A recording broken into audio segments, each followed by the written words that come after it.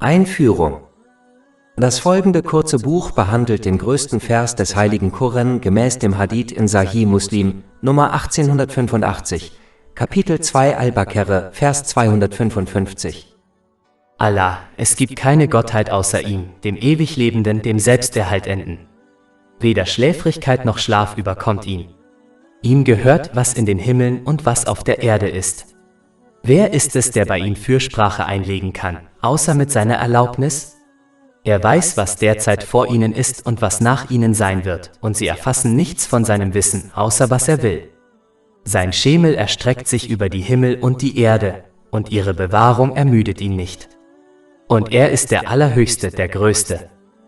Die Umsetzung der besprochenen Lektionen wird Ihnen dabei helfen, positive Eigenschaften anzunehmen. Die Annahme positiver Eigenschaften führt zu innerem und körperlichem Frieden. Der größte Vers des Koran.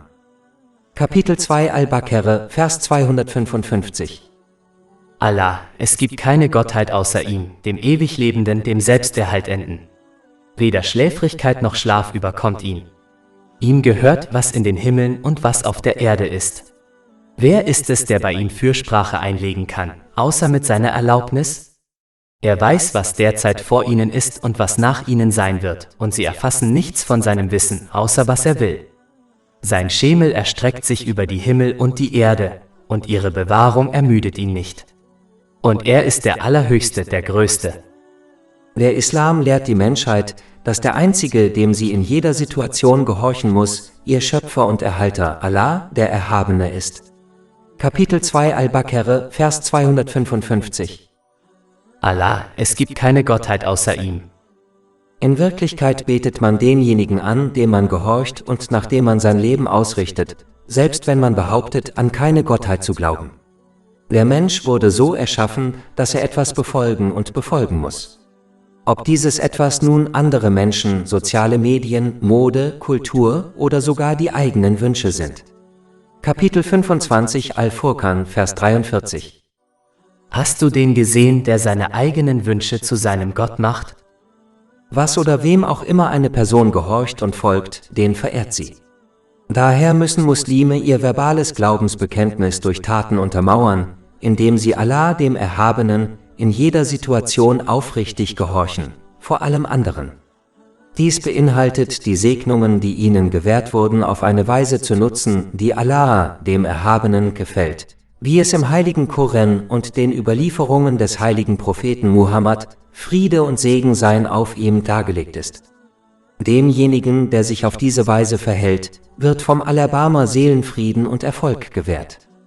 Kapitel 2 Al-Baqarah, Vers 163. Und euer Gott ist ein einziger Gott. Es gibt keine Gottheit außer ihm, dem Gnädigen und Barmherzigen. Und Kapitel 16 An-Nahl, Vers 97. Wer Gutes tut, sei es Mann oder Frau, während er gläubig ist, dem werden wir gewiss ein gutes Leben verhelfen, und wir werden ihnen gewiss ihren Lohn im Jenseits entsprechend dem Besten geben, was sie zu tun pflegten. Wer hingegen die Einheit Allahs, des Erhabenen, ablehnt und stattdessen anderen Dingen gehorcht und sie anbetet, dem wird die Gnade vorenthalten, die nötig ist, um in beiden Welten Seelenfrieden und Erfolg zu erlangen, selbst wenn ihm die ganze Welt gehört und er Momente voller Spaß und Unterhaltung erlebt, denn niemand kann der Kontrolle und Autorität Allahs, des Erhabenen, entkommen. Kapitel 9 Et-Tawbah, Vers 82. So lasst sie ein wenig lachen und dann viel weinen als Entschädigung für das, was sie verdient haben. Kapitel 20 Taha, Verse 124 bis 126.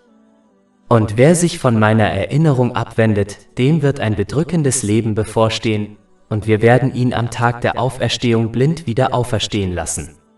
Er wird sagen, mein Herr, warum hast du mich blind wieder auferstehen lassen, wo ich doch sehend war? Er wird sagen, so kamen unsere Zeichen zu euch und ihr vergaßt sie, und so werdet auch ihr heute vergessen sein. Kapitel 2 Al-Baqarah, Vers 255. Allah, es gibt keine Gottheit außer ihm, dem ewig Lebenden, dem Selbsterhaltenden. Wenn man die Erschaffung des Himmels und der Erde und die unzähligen perfekt ausbalancierten Systeme betrachtet, wird klar, dass es nur einen gibt, der das Universum erschaffen hat und erhält. Beispielsweise ist der perfekte Abstand der Sonne von der Erde ein klares Zeichen, denn die Erde wäre nicht bewohnbar, wenn die Sonne etwas näher oder weiter von ihr entfernt wäre. Ebenso wurde die Erde auf eine Weise erschaffen, die eine ausgewogene und reine Atmosphäre schafft, in der Leben gedeihen kann. Kapitel 2 Al-Baqarah, Vers 164. Und der Wechsel von Nacht und Tag. Die perfekte Zeiteinteilung der Tage und Nächte und ihre unterschiedliche Länge im Laufe des Jahres ermöglichen es den Menschen, den größtmöglichen Nutzen daraus zu ziehen.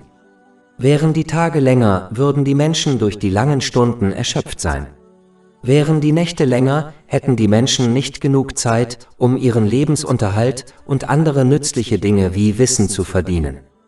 Wären die Nächte kürzer, könnten die Menschen nicht genug ruhen, um eine optimale Gesundheit zu erreichen.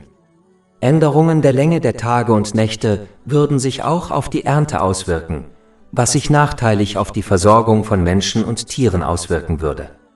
Die Tatsache, dass die Tage und Nächte und andere ausgewogene Systeme im Universum in perfekter Harmonie funktionieren, weist auch deutlich auf die Einheit Allahs, des Erhabenen, hin, da mehrere Götter unterschiedliche Dinge wünschen würden, was zu Chaos im Universum führen würde.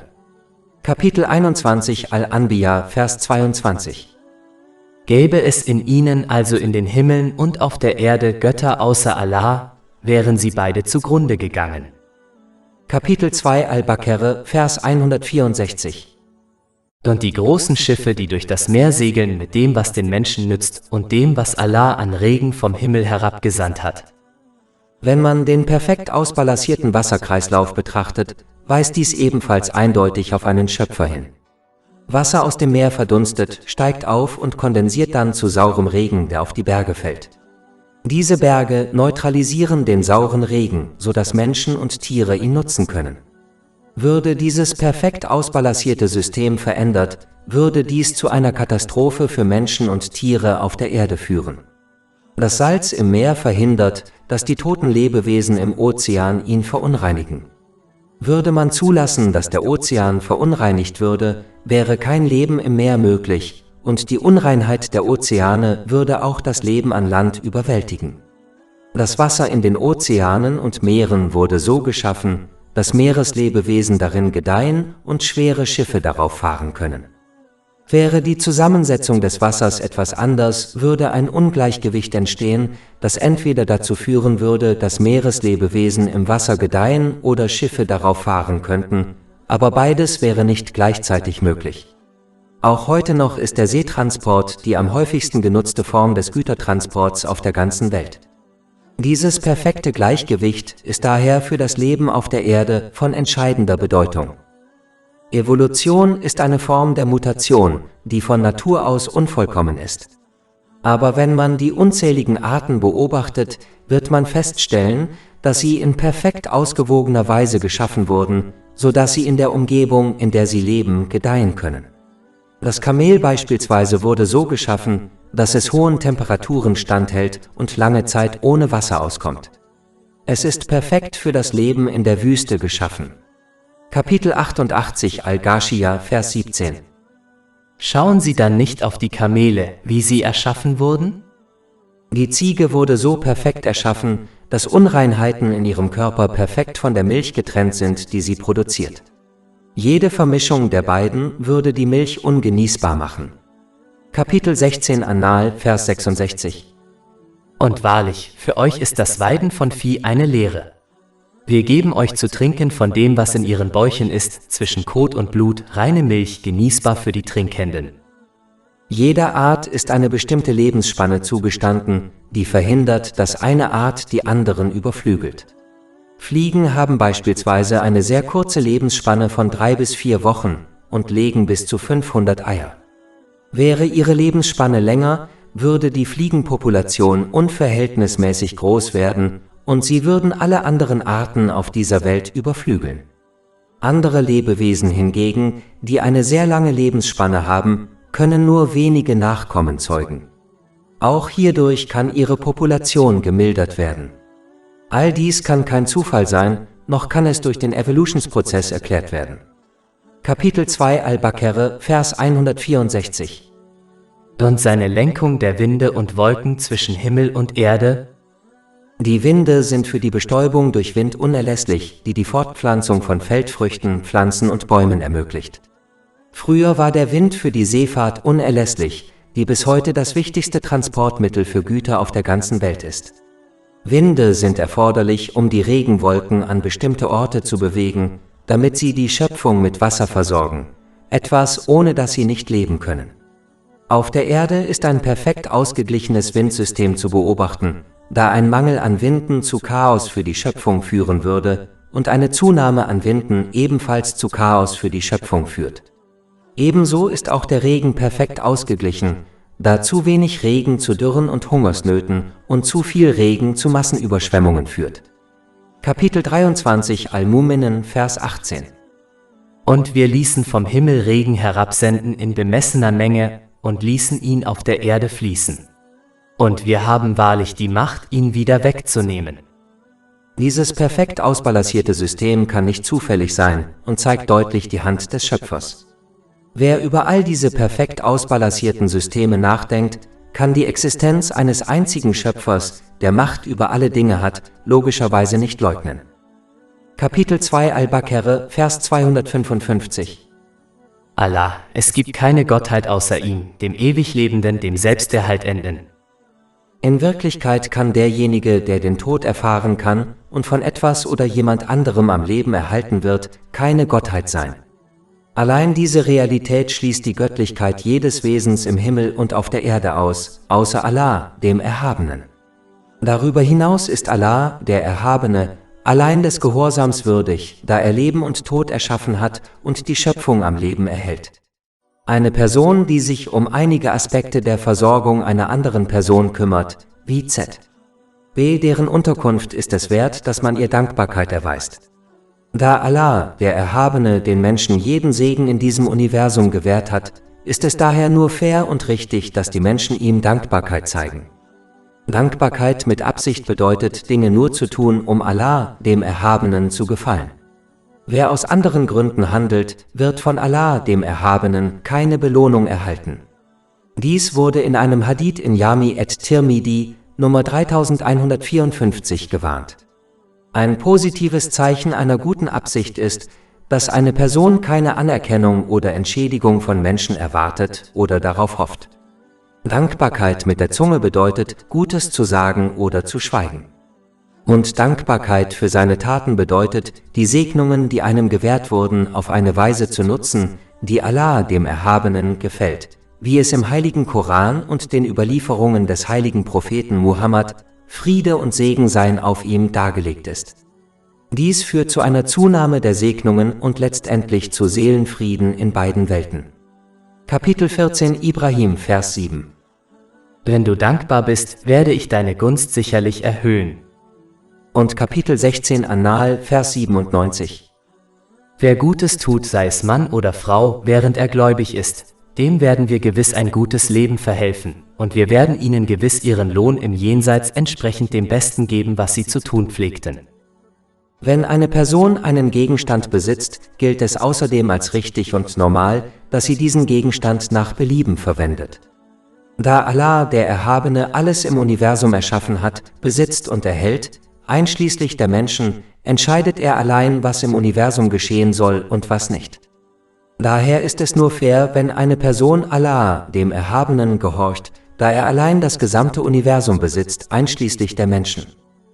Ähnlich verhält es sich, wenn jemand einem anderen etwas leiht, das ihm gehört. Es ist nur fair, dass der Besitzer den Gegenstand so verwendet, wie es ihm beliebt. Allah, der Erhabene, hat jeden Segen, den ein Mensch besitzt, als Darlehen gewährt. Er hat ihn ihm nicht als Geschenk gewährt.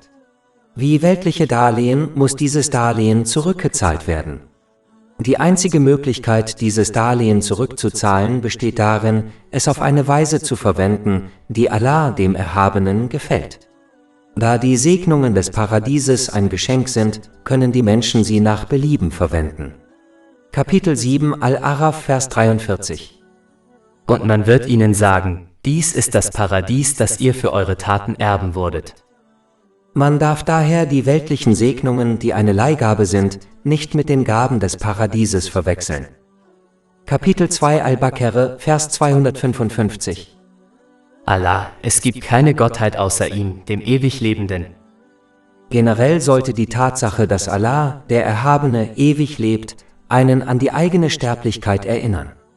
Da die Zeit eines jeden Menschen in dieser Welt begrenzt ist, muss jeder danach streben, seinen Zweck darin zu erfüllen, bevor seine Zeit abläuft. Dieser Zweck beinhaltet, die Segnungen, die einem gewährt wurden, richtig zu nutzen, wie es in den islamischen Lehren dargelegt ist. Kapitel 67 Al-Mulk, Vers 2. Er, der den Tod und das Leben erschaffen hat, um euch zu prüfen, wer von euch tatsächlich besser ist. Wer sein Leben nicht nutzt, um seinen Zweck in dieser Welt zu erfüllen, wird ein ziel- und sinnloses Dasein führen, selbst wenn er weltlichen Erfolg hat. Infolgedessen wird er nie inneren Frieden finden, selbst wenn er Momente des Vergnügens hat. So wie eine Erfindung, die ihre primäre Funktion der Schöpfung nicht erfüllt, als Misserfolg eingestuft wird, selbst wenn sie einige gute Eigenschaften besitzt, so gilt dies auch für den Menschen, der seinen Zweck in dieser Welt nicht erfüllt, selbst wenn er weltlichen Erfolg hat. Dieser Misserfolg wird als Lehre erlebt, die alle Menschen früher oder später in ihrem Leben spüren, und infolgedessen verhindert er, dass sie inneren Frieden finden. Kapitel 2 Al-Baqarah, Vers 255. Allah, es gibt keine Gottheit außer ihm, dem ewig Lebenden, dem Selbsterhaltenden. Generell gilt, da Allah, der Erhabene, sich selbst erhält und die Schöpfung erhält, sollte man alle guten weltlichen und religiösen Dinge von ihm erbitten. Dies kann nur durch seine aufrichtige Gehorsamkeit erreicht werden. Da die Menschen außerdem extrem kurzsichtig sind und nur sehr wenig Wissen besitzen, müssen sie allgemeine weltliche gute Dinge von Allah, dem Erhabenen, erbitten, da sie nicht wissen, was gut für sie ist oder nicht. Es gibt viele Beispiele im Leben von Menschen, die sich etwas wünschten, nur um es dann zu einer Quelle von Stress für sie zu machen. Und wenn sie etwas nicht mochten, nur um es dann zu einer Quelle des Guten für sie zu machen. Daher muss man sich daran halten, um allgemeine gute Dinge zu bitten, anstatt spezifische Dinge von Allah, dem Erhabenen, zu erbitten. Kapitel 2 Al-Baqarah, Verse 200 bis 201. Und unter den Menschen gibt es welche, die sagen, unser Herr, gib uns in dieser Welt, und doch wird er im Jenseits keinen Anteil haben. Doch unter ihnen gibt es welche, die sagen, unser Herr, gib uns Gutes in dieser Welt und Gutes im Jenseits und bewahre uns vor der Strafe des Feuers. Darüber hinaus muss man gemäß dem eigenen geschaffenen Potenzial auf die selbsterhaltende göttliche Eigenschaft Allahs, des Erhabenen, reagieren. Dies beinhaltet das Streben, unabhängig von der Schöpfung zu werden und sich nur auf Allah, den Erhabenen, zu verlassen. Dies wird erreicht, wenn man sich von einer faulen Haltung fernhält, bei der man sich auf Menschen verlässt, anstatt die Ressourcen zu nutzen, die einem gegeben wurden, wie etwa seine körperliche Stärke, um seine Bedürfnisse und Pflichten zu erfüllen. Erst wenn man seine Ressourcen erschöpft hat, sollte man andere um Hilfe bitten. Kapitel 2 Al-Baqarah, Vers 255. Allah, es gibt keine Gottheit außer ihm, dem ewig Lebenden, dem Selbsterhaltenden. Weder Schläfrigkeit noch Schlaf überkommt ihn. Dieser Vers weist auch auf eine andere äußerst wichtige Tatsache hin, die von Muslimen oft missverstanden wird. Nicht-Muslime, die an Allah, den Erhabenen, glaubten, schrieben ihm oft menschliche Schwächen zu, wie zum Beispiel Müdigkeit. Infolgedessen behandelten sie Allah, den Erhabenen, als weltlichen König. Ein weltlicher König kann die Angelegenheiten seines Königreichs nicht allein regeln und ernennt daher Helfer, wie zum Beispiel Gouverneure, die ihm bei der Verwaltung seines Königreichs helfen. Als Folge dieses Glaubens begannen viele dieser Menschen, andere Dinge anzubeten, um Allah, den Erhabenen, zu gefallen, wie zum Beispiel Götzen. Kapitel 39 Az-Zumar, Vers 3. Und diejenigen, die sich Beschützer außer ihm nehmen, sagen, wir beten sie nur an, damit sie uns eine Stellung näher bei Allah verschaffen. Dieses Konzept wurde auch von einigen Muslimen übernommen. Diese Muslime widmen Zeit, Energie und Reichtum der Suche nach spirituellen Menschen, die angeblich in besonderer Weise mit Allah, dem Erhabenen, verbunden sind, so wie ein Gouverneur in besonderer Weise mit dem König verbunden ist. Ihr Ziel ist es, die spirituelle Person zufriedenzustellen, damit sie in ihrem Namen bei Allah, dem Erhabenen, Fürsprache einlegen kann, so wie ein Gouverneur beim König für jemanden Fürsprache einlegen kann, der dem Gouverneur mit Geschenken und unnatürlichen Demonstrationen von Respekt und Liebe gefällt. Diese spirituellen Menschen fungieren als Torwächter zwischen der einfachen Masse und Allah, dem Erhabenen, was den Lehren des Islam völlig widerspricht. Die heiligen Propheten, Friede sei mit ihnen, fungierten nicht als Torwächter. Stattdessen zeigten sie den Weg und die Methode, die zur Zufriedenheit Allahs des Erhabenen führen, und verlangten von den Menschen niemals irgendeine Art von Bezahlung, etwa Geschenke. Daher muss ein Muslim islamisches Wissen von einem qualifizierten Lehrer erlernen und ihm den Respekt entgegenbringen, den er verdient. Aber er sollte nicht glauben, dass er Menschen anbeten muss, die spirituell erscheinen, um Allah, den Erhabenen, zu erreichen und zufriedenzustellen. Dies wird durch den Hauptvers der Diskussion weiter unterstützt. Kapitel 2 Al-Baqarah, Vers 255. Ihm gehört, was in den Himmeln und was auf der Erde ist. Wer ist es, der bei ihm Fürsprache einlegen kann, außer mit seiner Erlaubnis? Er weiß, was vor ihnen liegt und was nach ihnen sein wird, und sie erfassen nichts von seinem Wissen, außer was er will. Allah, der Erhabene, allein hat die vollständige Kontrolle und Autorität über das Universum und weiß alles, was darin geschieht. Er braucht daher keine Torwächter zwischen sich und den Menschen. Dies ist etwas, was im heiligen Koran klargestellt wird. Zum Beispiel Kapitel 2 Al-Baqarah, Vers 186. Und wenn meine Diener dich nach mir fragen, bin ich dir ganz nah. Ich erhöre das Flehen des Bittstellers, wenn er mich anruft. Und Kapitel 40 Ghafir, Vers 60. Und dein Herr sagt, rufe mich an, ich werde dir antworten. Kapitel 2 Al-Baqarah, Vers 255. Wer kann bei ihm Fürsprache einlegen, außer mit seiner Erlaubnis? Auch wenn Fürsprache am Tag des jüngsten Gerichts stattfinden wird, nachdem Allah, der Erhabene, die Erlaubnis dazu gegeben hat, darf man sich nicht über das Konzept lustig machen, denn sonst könnte es sein, dass es einem verweigert wird. Die Fürsprache zu verspotten bedeutet, eine faule Haltung einzunehmen, bei der man die Segnungen, die einem gewährt wurden, nicht nutzt, wie es in den islamischen Lehren dargelegt ist, und trotzdem erwartet, dass jemand anderes einen am Tag des jüngsten Gerichts rettet, beispielsweise ein Verwandter oder ein spiritueller Lehrer. Selbst wenn die Fürsprache angenommen wird, kann dies aufgrund der faulen Haltung den Menschen nicht davor bewahren, in die Hölle zu kommen, selbst wenn seine Strafe reduziert wird. Und es ist wichtig zu erkennen, dass selbst ein Moment in der Hölle wirklich unerträglich ist. Daher muss man echte Hoffnung in das Konzept der Fürsprache setzen. Dies beinhaltet das Bemühen, die Segnungen, die einem gewährt wurden, richtig zu nutzen, wie es im heiligen Koran und den Überlieferungen des heiligen Propheten Muhammad, Friede und Segen seien auf ihm, dargelegt ist, und dann auf die Fürsprache der Menschen am Tag des jüngsten Gerichts zu hoffen. Welche Haltung auch immer eine Person einnimmt, Allah, der Erhabene, ist sich ihrer Absichten, Worte und Taten voll bewusst und wird sie daher in beiden Welten zur Rechenschaft ziehen. Kapitel 2 Al-Baqarah, Vers 255. Er weiß, was vor ihnen liegt und was nach ihnen sein wird, und sie erfassen nichts von seinem Wissen, außer was er will. Da das gesamte Wissen von niemand anderem als Allah, dem Erhabenen, verliehen wurde, ist es wichtig, dass man es richtig einsetzt. Der richtige Einsatz von Wissen wird einem selbst und anderen in beiden Welten Vorteile bringen. Wer hingegen Wissen, insbesondere religiöses Wissen, für weltliche Gewinne wie Führungspositionen und Reichtum missbraucht, wird feststellen, dass diese Dinge für ihn in beiden Welten zu einer Quelle von Stress, Elend und Ärger werden. Tatsächlich hat der heilige Prophet Muhammad, Friede und Segen seien auf ihm, in einem Hadith in Sunan ibn Majah, Nummer 253 gewarnt, dass jeder, der religiöses Wissen erlangt, um die Aufmerksamkeit auf sich zu ziehen, in die Hölle kommt. Kapitel 2 Al-Baqarah, Vers 255. Er weiß, was vor ihnen liegt und was nach ihnen sein wird, und sie erfassen nichts von seinem Wissen, außer was er will. Darüber hinaus erinnert dies die Menschen daran, dass Allah, der Erhabene, alles weiß, einschließlich des geistigen und körperlichen Zustands der Menschen und frei von Fehlern ist. Er allein kann der Menschheit daher den perfekten Verhaltenskodex geben, der zu innerem Frieden und Erfolg in beiden Welten führt.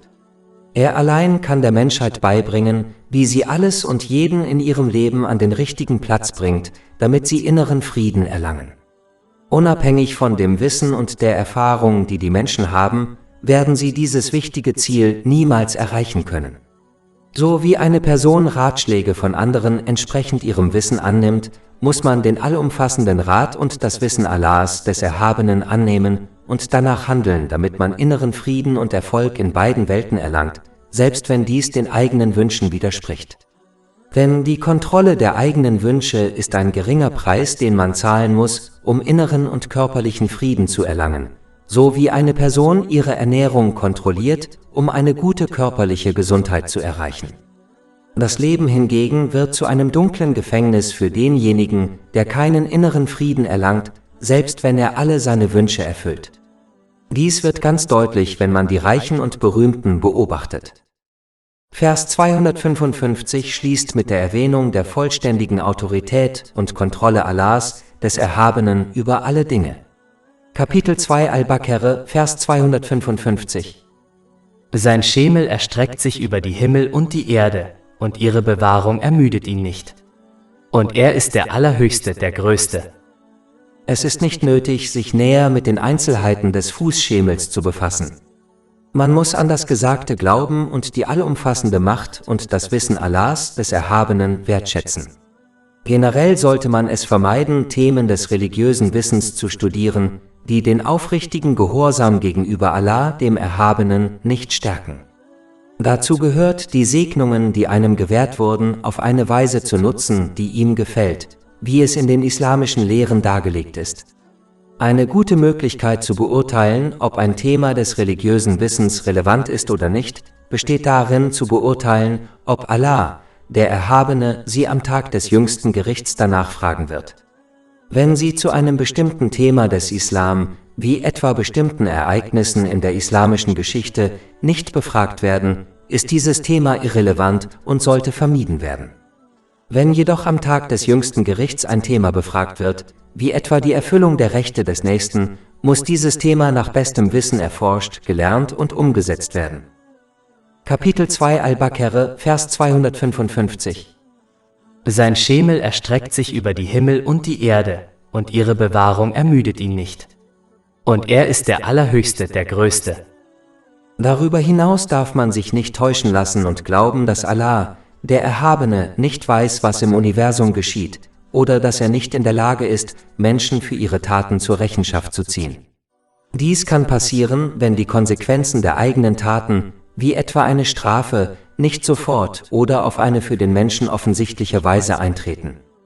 In den meisten Fällen erfahren alle Menschen die Konsequenzen ihrer Taten auf subtile Weise, wobei die weltlichen Dinge, die sie durch den Ungehorsam gegenüber Allah, dem Erhabenen, erlangt haben, für sie zu einer Quelle von Stress, Elend und Ärger werden.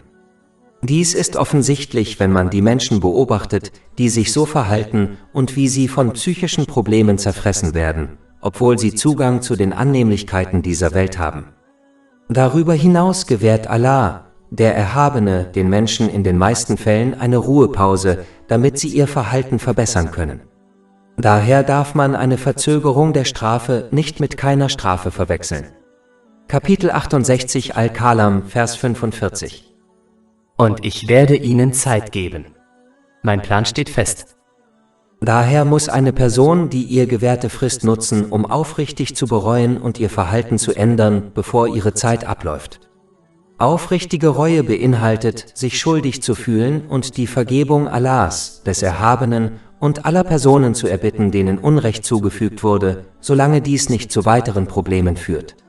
Man muss aufrichtig versprechen, die gleiche oder ähnliche Sünde nicht noch einmal zu begehen und alle Rechte wieder gut zu machen, die gegenüber Allah, dem Erhabenen, und den Menschen verletzt wurden.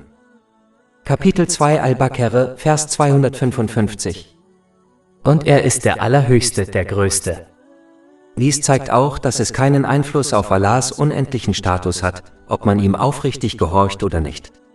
Die Auswirkungen des eigenen Verhaltens betreffen ihn nur in beiden Welten. Kapitel 17 Al-Isra, Vers 7. Wenn ihr Gutes tut, tut ihr Gutes für euch selbst, und wenn ihr Böses tut, tut ihr es ihnen der euch selbst an. Jeder Mensch wird in beiden Welten mit den Konsequenzen seiner Handlungen konfrontiert. Daher muss man sich entscheiden, Allah, dem Erhabenen, um seiner selbst willen aufrichtig zu gehorchen, auch wenn dies den eigenen Wünschen widerspricht. Man muss sich wie ein weiser Patient verhalten, der den Rat seines Arztes annimmt und befolgt, weil er weiß, dass dies das Beste für ihn ist, auch wenn ihm bittere Medikamente und ein strenger Diätplan verschrieben werden. So wie dieser Patient eine gute geistige und körperliche Gesundheit erlangen wird, wird dies auch die Person tun, die Allah, dem Erhabenen, gehorcht. Dieser Gehorsam beinhaltet, die Segnungen, die einem gewährt wurden, richtig zu nutzen, wie es im heiligen Koran und den Überlieferungen des heiligen Propheten Muhammad, Friede und Segen seien auf ihm, dargelegt ist. Da Allah, der Erhabene, alle Dinge kennt, wie beispielsweise den geistigen und körperlichen Zustand der Menschen, kann nur er den Verhaltenskodex bereitstellen, der zu einem ausgeglichenen geistigen und körperlichen Zustand führt, der wiederum zu Seelenfrieden führt.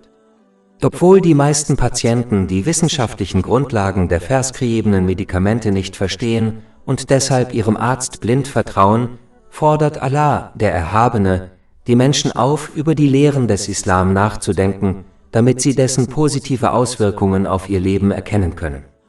Er erwartet nicht, dass die Menschen den Lehren des Islam blind vertrauen, sondern möchte, dass sie ihre Wahrhaftigkeit anhand klarer Beweise erkennen. Dies erfordert jedoch, dass eine Person den Lehren des Islam gegenüber unvoreingenommen und aufgeschlossen auftritt. Kapitel 12 Jusuf, Vers 108. Sprich, dies ist mein Weg. Ich lade mit Einsicht zu Allah ein, ich und diejenigen, die mir folgen. Und Kapitel 16 An-Nahl, Vers 97. Wer Gutes tut, sei es Mann oder Frau, während er gläubig ist, dem werden wir gewiss ein gutes Leben verhelfen, und wir werden ihnen gewiss ihren Lohn im Jenseits entsprechend dem Besten geben, was sie zu tun pflegten. Wenn man sich jedoch entscheidet, diese Realität zu ignorieren, dann ändert das nichts an der Größe Allahs, des Erhabenen, da man in beiden Welten die Konsequenzen zu spüren bekommt, selbst wenn man dabei lustige Momente erlebt. Kapitel 9 Et-Tafba, Vers 82. So lasst sie ein wenig lachen und dann viel weinen als Entschädigung für das, was sie verdient haben. Und Kapitel 20 Taha, Verse 124 bis 126. Und wer sich von meiner Erinnerung abwendet, dem wird ein bedrückendes Leben bevorstehen, und wir werden ihn am Tag der Auferstehung blind wieder auferstehen lassen. Er wird sagen, mein Herr, warum hast du mich blind wieder auferstehen lassen, wo ich doch sehend war? Er wird sagen, so kamen unsere Zeichen zu euch und ihr vergaßt sie, und so werdet auch ihr heute vergessen sein.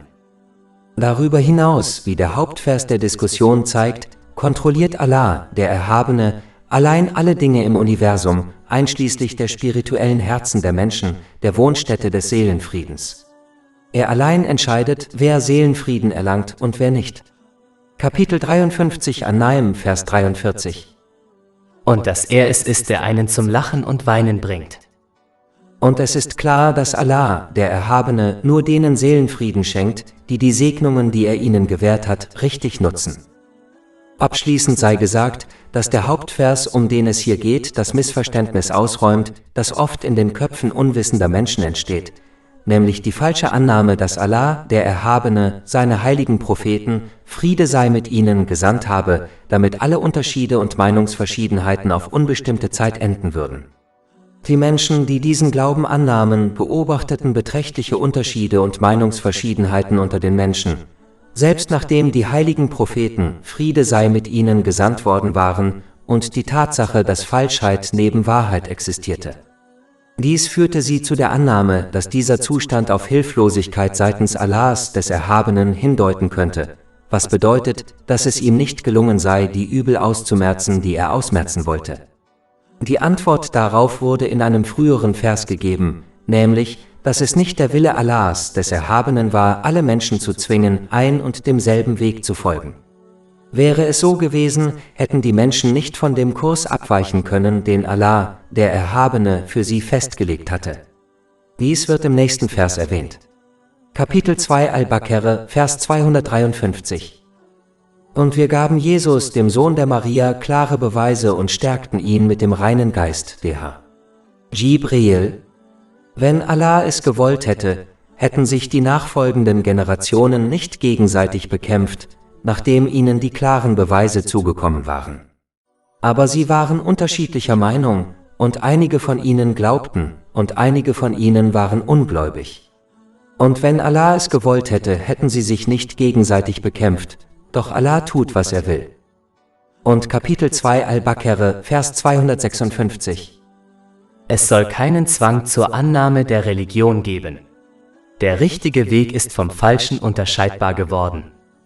Damit wird deutlich, dass, egal wie viele unterschiedliche Glaubensrichtungen, Ansichten, Lebensweisen und Verhaltensweisen im Leben existieren, die Realität, die der Ordnung des Universums zugrunde liegt, die ist, die im besprochenen Hauptvers dargelegt wird, und dass sie von den falschen Vorstellungen der Menschen unberührt bleibt. Da die gesamte Schöpfung Allah, dem Erhabenen, gehört und unter seiner vollständigen Kontrolle und Gerichtsbarkeit steht, hat der Mensch keine andere Wahl, als sich an seine Regeln zu halten. So wie ein Mensch in Schwierigkeiten gerät, wenn er sich nicht an die Regeln der Regierung eines bestimmten Landes hält, so wird er in beiden Welten in Schwierigkeiten geraten, wenn er sich nicht an die Regeln des Besitzers des Universums hält. Ein Mensch kann ein Land verlassen, wenn er mit dessen Regeln nicht zufrieden ist, aber er wird nicht an einen Ort fliehen können, an dem die Regeln und die Gerichtsbarkeit Allahs des Erhabenen nicht gelten. Ein Mensch kann vielleicht die Regeln seiner Gesellschaft ändern, aber er wird niemals in der Lage sein, die Regeln Allahs des Erhabenen zu ändern. Darüber hinaus gehört das Universum Allah, dem Erhabenen, genau wie ein Hausbesitzer die Regeln des Hauses bestimmt, selbst wenn andere Menschen Einwände gegen diese Regeln haben, und daher bestimmt er allein die Regeln dieses Universums, ob die Menschen diese Regeln mögen oder nicht. Daher muss man diese Regeln um seiner selbst willen befolgen. Wer diese Tatsache versteht, wird die Regeln Allahs des Erhabenen befolgen und danach streben, ihm zu gehorchen, indem er die ihm gewährten Segnungen auf eine Weise nutzt, die ihm gefällt, wie es im heiligen Koran und den Überlieferungen des heiligen Propheten Muhammad, Friede und Segen seien auf ihm, dargelegt ist. Eine Person kann entweder danach streben, die Weisheiten hinter den Geboten und Verboten Allahs des Erhabenen zu erlernen, damit sie versteht, wie sie ihnen und der Gesellschaft insgesamt zugutekommen und wie sie in beiden Welten zu innerem und körperlichem Frieden führen, oder sie kann ihren Gelüsten nachgeben und die Lehren des Islam ablehnen. Doch wer sich nicht an die islamischen Lehren hält, sollte sich darauf vorbereiten, sich den Konsequenzen seiner Wahl in beiden Welten zu stellen, und keine Einwände, Proteste oder Beschwerden werden ihn retten, da nichts Allah, den Erhabenen, überwältigen kann. Kapitel 18 Al-Kahf, Vers 29. Und sagt, die Wahrheit ist von eurem Herrn. Wer also will, der soll glauben, und wer will, der soll ungläubig sein. Wahrlich, wir haben für die Übeltäter ein Feuer bereitet, dessen Wände sie umschließen. Und wenn sie um Erleichterung rufen, wird ihnen Erleichterung durch Wasser wie trübes Öl gewährt, das ihre Gesichter verbrüht. Schlecht ist das Getränk und schlimm ist der Ruheort. Über 500 kostenlose E-Books, Hörbücher, Infografiken, Podcasts und Blogs auf unserer Website verfügbar: www.shaykhpot.com